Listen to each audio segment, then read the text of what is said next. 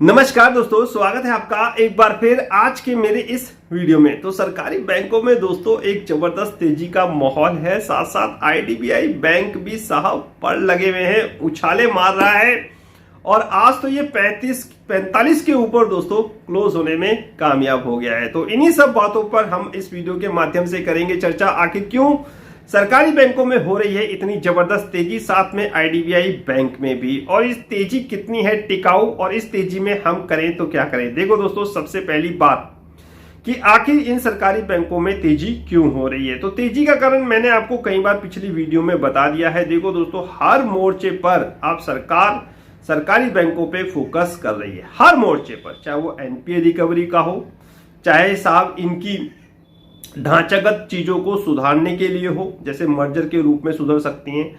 जो भी चीज आवश्यक है सरकारी बैंकों की आर्थिक स्थिति को सुधारने के लिए, सरकार उस पर फोकस कर रही है और उस दिशा में बहुत तेजी से अपने कदम बढ़ा रही है। समय पर आपको न्यूज मिल जाएगी मेरे चैनल के माध्यम से, और हिंट तो आपको रोज व्हाट्सएप और टेलीग्राम पे मिलते ही रहते हैं। तो दोस्तों, ये तेजी जो है वो टिकाऊ है। इस तेजी में आप ये मत मानिए कि ये फिर स्टॉक नीचे आ जाएंगे। देखो दोस्तों, ऊपर के लेवल पर प्रॉफिट बुकिंग आएगी, उससे आपको घबराना नहीं है। ऊपर के लेवल पर अगर प्रॉफिट बुकिंग आती है, स्टॉक नीचे आते हैं, तो आपको पैनिक में नहीं बेचने। हाँ, अगर आपको पैसे की आवश्यकता है, आपके पास नीचे के लेवल पे ये सरकारी बैंक के स्टॉक हैं, तो प्रॉफिट का फॉर्मूला लगाइए। हर चीज आपके पास अवेलेबल है, जो आपको ठीक लगे वो आप कर सकते हो। पैसे की आवश्यकता नहीं है तो रखे रहिए, क्या पता ये सरकारी बैंक आपकी किस्मत बदल दे। तो दोस्तों, मैं आपसे सिर्फ यही कहना चाहूंगा कि जो भी चीज सरकार को इसमें लग रही है कि हाँ, इस रूप से सरकारी बैंकों की आर्थिक स्थिति को सुधारा जा सकता है निजीकरण के अलावा, वो सब चीजें अब सरकारी बैंकों में आपको होती हुई दिखाई देंगी। और इसकी बहुत जल्द घोषणा भी हो सकती है, क्योंकि अब मात्र बहुत कम समय बचा है सरकार के पास। इलेक्शन ईयर है और बड़ी बड़ी घोषणाएं सरकार को करनी पड़ेंगी। चुनौतीपूर्ण माहौल है इस समय दोस्तों, चुनौतीपूर्ण माहौल है, और ऐसे में सरकार को बड़े स्टेप जरूर लेने पड़ेंगे। और सरकारी बैंकों की इंपॉर्टेंस कितनी है वो मैंने आपको अपनी पिछली कई वीडियो में, अपने टेलीग्राम चैनल पे, आपके साथ व्हाट्सएप कन्वर्सेशन में, वीडियो मीटिंग में, सब जगह मैंने आपको बता दिए कि किस तरह ये सरकारी बैंक साहब हमारे देश की रीढ़ की हड्डी है। हर बार आपको बताता आया हूं।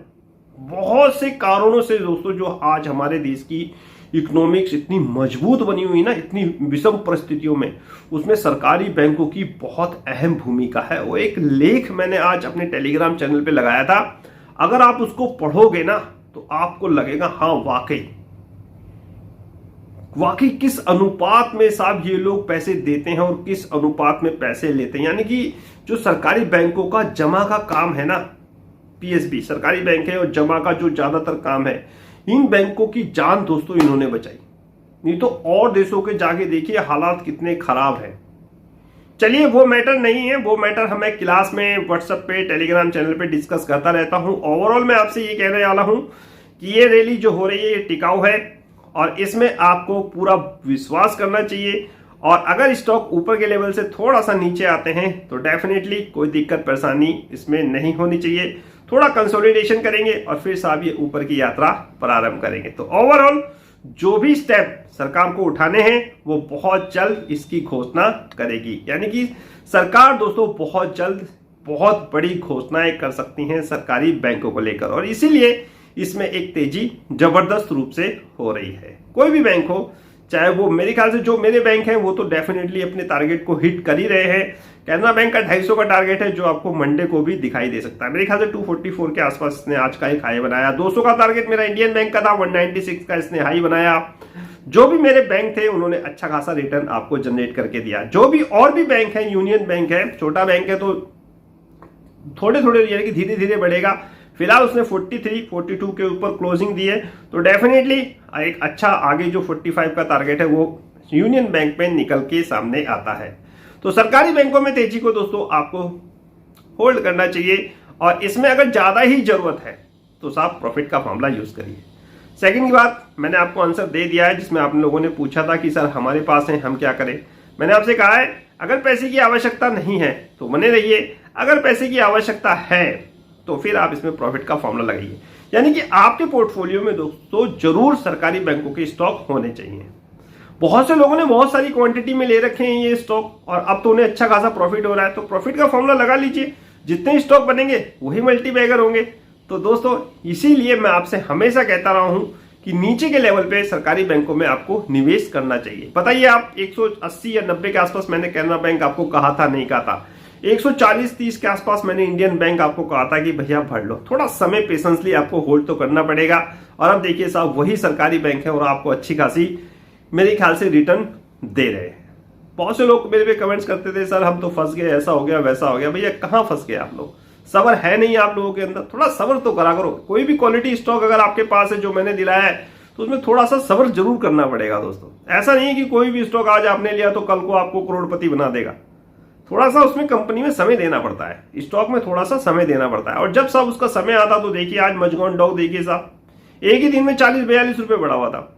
है हमारे पास, लोगों ने प्रॉफिट बुक करा, मजे आ गए। तो होल्ड करके रखा करिए। आज KRBL गिरा, कोई दिक्कत परेशानी वाली बात नहीं है, उस पर भी वीडियो में बनाऊंगा।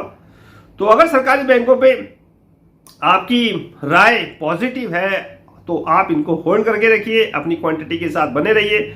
और नहीं तो बहुत अच्छा विकल्प है, प्रॉफिट का फॉर्मूला यूज करिए। क्योंकि आने वाले समय में दोस्तों इन सरकारी बैंकों में एक जबरदस्त परिवर्तन होने वाला है। वो परिवर्तन क्या है वो मैं व्हाट्सएप पे आपको हिंट आज सुबह दिया था और आने वाले समय में बहुत जल्द आपको अच्छी खबरें सुनने को दिखाई देंगी। किसी भी मोर्चे पे हो, मैंने बताया ना, किसी भी मोर्चे पे हो, चाहे वो NPA रिकवरी के मोर्चे पे हो, चाहे किसी भी रूप में हो, एसेट क्वालिटी के रूप में हो या मर्जर के रूप में हो, बहुत सारी चीजें इसमें होती हुई आपको दिखाई देंगी जिसकी घोषणाएं बहुत जल्द सरकार के द्वारा हो सकती हैं। तो इसी के साथ बने रहिए सरकारी बैंकों में। अगर पैसे की आवश्यकता नहीं है तो, अगर पैसे की आवश्यकता है तो डेफिनेटली ये समय है प्रॉफिट को बुक करने का, प्रॉफिट फॉर्मूला यूज करने का। फिर नीचे आए, फिर बाय करिए, ऊपर जाए, फिर प्रॉफिट का फॉर्मूला लगाइए। इसी तरह इनमें पैसे कमाइए और साहब मुझे आकर दीजिए आज का वीडियो समाप्त करने की। नेक्स्ट वीडियो में नए अपडेट के साथ होगी मुलाकात, तब तक इंतजार। फाइनली नमस्कार।